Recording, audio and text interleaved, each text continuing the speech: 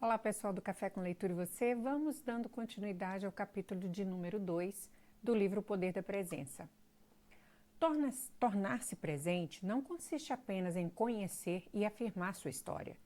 Envolve também a forma como você a narra. Identificar o que é relevante nela é fundamental, mas igualmente importante é assumir o controle dessa narrativa para si e para os outros, expressando seu melhor eu autêntico.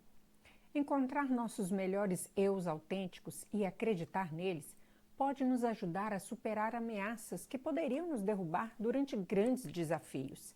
Mas só isso ainda não é suficiente para nos tornar presentes durante períodos difíceis.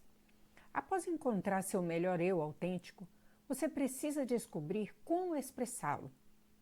Mariko, uma jovem japonesa que trabalhava em uma grande empresa, vinha se preparando para dar uma palestra numa conferência patrocinada pelas Nações Unidas.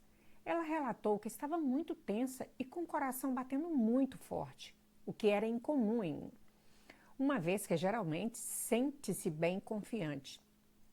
Mariko achou que precisava ensaiar mais seu discurso. Foi o que fez. Ensaiou, mas aquilo não serviu de antídoto para o seu surto de ansiedade.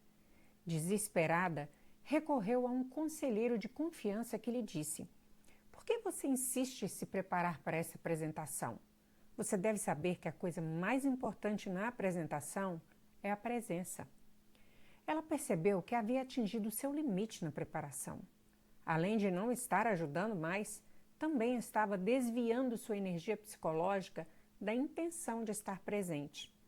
"Percebi que estava me preparando para nada", disse, "e entendi como ser quem eu sou, e é a mensagem mais poderosa para outras pessoas e para mim. Para estar presente, não basta saber quem você é e expressá-lo aos outros. Você precisa agir de acordo." Em 1992, o psicólogo William Kahan estudou a presença psicológica no local de trabalho, identificando 4 dimensões críticas. A pessoa precisa estar alerta, conectada, integrada e focada. Essas dimensões coletivamente definem o que significa estar vivo, presente no sentido mais amplo e acessível no papel profissional, escreveu ele. O resultado é a acessibilidade pessoal ao trabalho, contribuir com ideia e esforços, aos outros, estar perto e empático, e ao próprio crescimento, desenvolvimento e aprendizado. Essa presença se manifesta como comportamentos pessoalmente empenhados. Ele exemplifica.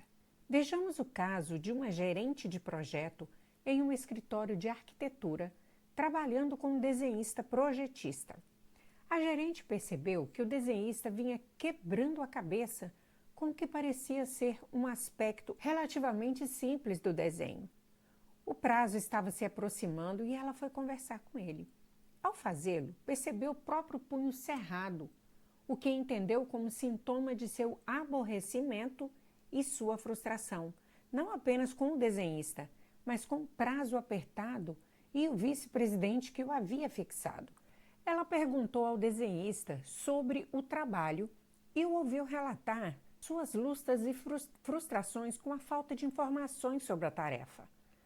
Ela fez mais perguntas para ele elucidar a experiência dele e para descontrair, contou uma piadinha sobre a carência de informações em todo o sistema, modelado pelo cliente e pelo vice-presidente. Observou que ele estava certo até determinado ponto, mas que havia informações relevantes que ele ignorara. Então sugeriu um meio de resolver o problema e deu um feedback sobre seu progresso. Durante a conversa, ela se mostrou relaxada, direta e preocupada. Quando traz à tona seu melhor eu autêntico, você obtém ótimos resultados e as empresas podem desempenhar um papel crucial para que os funcionários se sintam seguros para fazer exatamente isso. Em um estudo realizado pelos professores Dan Cable, Francesca Gino e Bradley States, Os participantes foram estimulados a iniciar uma série de tarefas pensando sobre suas individualidades. Por exemplo, lembram-se de uma época em que tiveram uma atitude natural e depois desenhavam um logotipo pessoal. Ao fazê-lo, sentiram mais fortemente que podiam ser quem realmente são. Como consequência, obtiveram mais satisfação com as tarefas, maior eficiência e cometeram menos erros. Algumas empresas sociabilizavam os funcionários novos, priorizando a identidade e as necessidades do grupo e deixando de lado o enfoque individual. Os funcionários chegam a ser desencorajados a expressar suas características pessoais. Mas estudos mostram que quando exercem suas qualidades singulares em seus empregos, as pessoas ficam mais contentes e têm melhor desempenho. O benefício de sentir-se genuíno, comprometido com uma situação, existe além das culturas ocidentais individuais. Num estudo realizado por Cable e seus colegas no call center indiano, todos os funcionários novos passam por um workshop de treinamento de meio período. Algumas sessões enfatizam os melhores eus autênticos dos novatos. Pedia-se que pensassem e escrevessem sobre o que poderiam trazer de singular para o trabalho. Depois eles passavam 15 minutos compartilhando suas respostas. Posteriormente, recebiam casacos com seus nomes. O treinamento de outro grupo de funcionários enfatizava o orgulho a ser cultivado por se filiarem àquela organização, aprendiam sobre a cultura da empresa e depois deveriam pensar e escrever sobre as partes da empresa de que mais se orgulhariam e, por fim, eles passavam 15 minutos compartilhando suas respostas. Ao fim, recebiam casacos com o nome da empresa. Um terceiro grupo de funcionários foi colocado numa condição de controle, em que recebiam orientações básicas. Os funcionários estimulados a expressar e envolver seus melhores eus autênticos realizaram o trabalho de maneira mais eficiente do que os outros funcionários dos outros dois grupos, de acordo com as notas de satisfação dos clientes, e também permaneceram no emprego por mais tempo, um fator relevante num setor de alta rotatividade.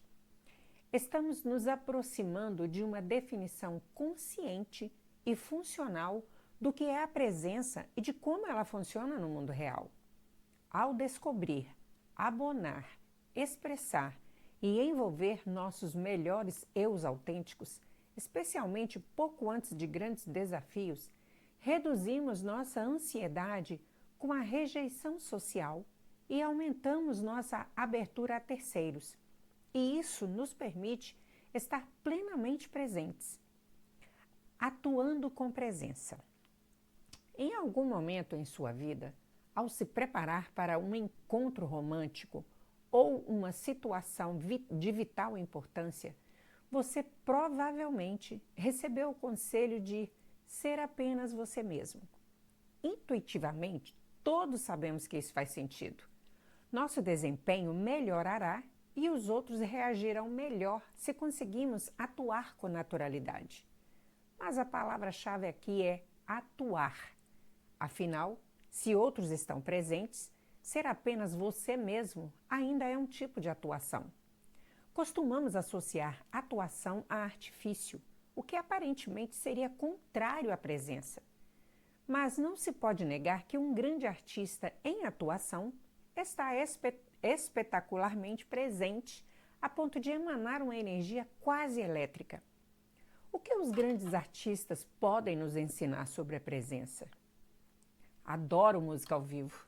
Não acredito que exista algo que eu considere mais prazeroso do que um momento de conexão perfeita durante um show. Mas o que torna isso um momento de conexão perfeita? Quando os músicos estão plenamente imersos naquela apresentação, tudo o que fazem inclusive movimentos sutis da cabeça, dos corpos, está em harmonia, não apenas com o ritmo e a melodia, mas também com a essência da música. Eles não ficam pensando no que estão fazendo de forma fragmentária. Se tocar a nota Sol, inclinar a cabeça levemente para a esquerda, requebrar apoiado no pé esquerdo, esperar 4 segundos e assim por diante. Quando o músico está presente, somos inspirados, transportados e convencidos. Eles nos trazem consigo ao presente. Certa vez, um amigo músico, Jenson Webley, me contou que uma boa apresentação é aquela que não se parece com um filme que poderia ser repetido várias vezes, mas com algo que está se desenrolando pela primeira vez à sua frente.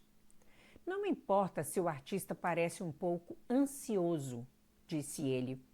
Quero saber que estou assistindo a algo genuíno de alguém que adora o que está fazendo. Isso me faz crer que o que estou vendo e ouvindo é verdadeiro. Faz com que eu acredite no músico. Vemos a mesma coisa nos espetáculos de dança. O domínio da técnica não é suficiente para levar dançarinos à posição mais alta no corpo de baile de uma companhia.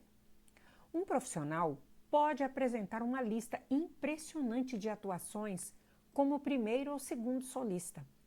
Mas uma primeira bailarina vai além da perfeição técnica e une-se à música, ao seu personagem, ao seu parceiro, aos outros dançarinos no palco e à plateia. Ela não está apenas executando os passos ou entretendo os espectadores. E um público sente isso, embora talvez não seja capaz de explicar por quê e possa até atribuí-lo erroneamente apenas à superioridade técnica. O primeiro bailarino é aquele que precisa convencer todos, inclusive os seus colegas dançarino e o público. Mikko Niemi é diretor artístico do Balé de Boston. Nascido e criado na Finlândia, dançou em muitas companhias, inclusive o Balé de São Francisco, onde foi primeiro bailarino durante 9 anos. Como ex-dançarina de balé, fiquei especialmente curiosa para indagá-lo sobre a presença. Qualquer experiência nova pode criar perguntas, dúvidas, e isso o afasta do seu estado de fluxo. Quando você encontra a sua verdadeira presença, sente a força de estar ali. Alcança um estado de equilíbrio porque você não está tentando se proteger. Você simplesmente é. Portanto, é seu estado verdadeiro. Como exemplo, ele descreveu a ocasião em que assistiu Mikhail Baryshnikov dançando uma peça que havia sido coreografada para ele pelo legendário coreógrafo da Broadway, Jeremy Robbins. Mikko havia visto Baryshnikov representar a mesma peça de Robbins um ano antes, quando era nova para ele. Isso foi tecnicamente perfeito. Mas a segunda vez foi mais do que isso. Devo dizer que foi quase como um momento transformador. Ele dançou a peça bem, tal como tinha feito no ano anterior. Mas dessa vez, devido à sua presença, a energia vinha fluindo e conseguiu nos conectar a tudo. Ergueu uma ponte para o céu. Foi inacreditável. Meu Deus, aquilo foi o domínio absoluto de estar presente. Recentemente conversei com uma atriz que me impressionou como uma expert intuitiva em presença. Embora os passos específicos para a presença possam ter sido intuitivos para ela, isso não significa que sempre foram fáceis. Pela experiência, realmente tornam-se mais fáceis e são passos que todos podemos aprender. Na época, eu já vinha estudando e pensando no assunto havia alguns anos e discuti-lo com aquela atriz pareceu uma personificação de todas as pesquisas que eu tinha coletado. Incisiva e calorosa, ela parecia se iluminar enquanto conversávamos, inclinando-se para mim, olhos sinceramente envolvidos, assentindo e sorrindo numa empolgação compartilhada. Tínhamos uma compreensão em comum, mas ela era capaz de destilar a essência da presença de uma forma que eu não era. Estávamos sentadas na cozinha dela, com membros da família entrando e saindo, pratos sendo lavados, sobras sendo comidas, um cão latindo porque desejava passear, vizinhos aparecendo. A cena era tão completamente normal que, não fosse o tema da conversa, eu poderia facilmente ter me esquecido do que estava conversando com uma das maiores atrizes de Hollywood de todos os tempos. Não sou a única a reconhecer o domínio completo da presença por Julianne Moore.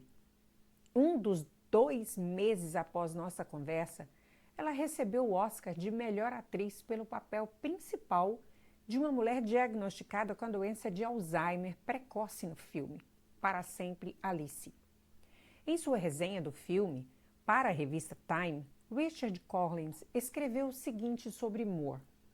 Uma das grandes atrizes dos Estados Unidos transforma essa história de esquecimento trágico numa luta heróica. Alice achou o espetáculo perfeito em Moore, que quase sempre consegue ser destemida e perfeita no tom. David Siegel, que a dirigiu no filme Pelos Olhos de Maíz, de 2012, disse: ela acredita muito em estar presente no momento da atuação, mas não carrega isso consigo quando vai embora. Ela entra sem medo, atua sem ansiedade e vai embora sem arrependimentos. Que bonito.